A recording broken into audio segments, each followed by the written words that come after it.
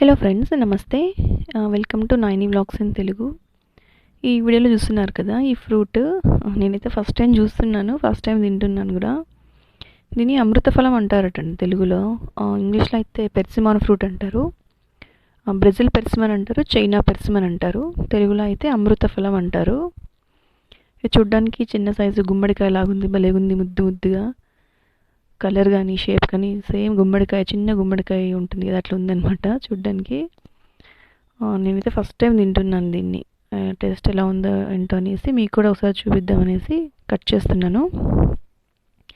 దీంట్లో అయితే అన్ని రకాల వైటమిన్లు ఉంటాయంటండి. ఫ్రూట్లో అన్ని vitamins, vitamin A, vitamin K, vitamin C, vitamin B complex, B one, బి6 ఇవన్నీ ఉంటాయంట.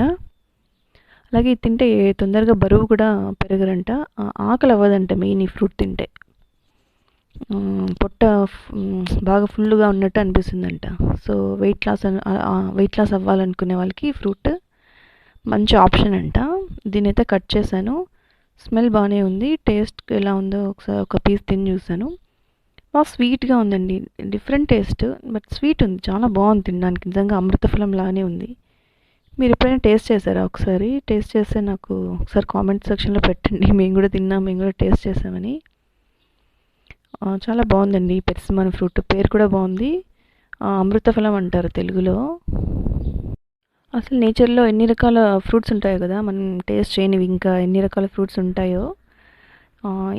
ఇట్లా ఎప్పుడైనా మన ఇండియన్ ఫ్రూట్స్ కాకుండా ఇలాంటి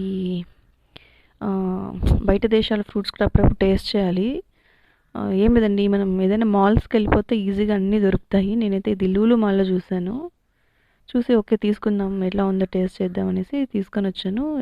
ఒక్కటే తెచ్చాను అనమాట. టేస్ట్ చేస్తే చాలా బాగుందండి. షుగర్ ఉన్న వాళ్ళకు కూడా మంచిదంట ఈ ఫ్రూట్ తింటే.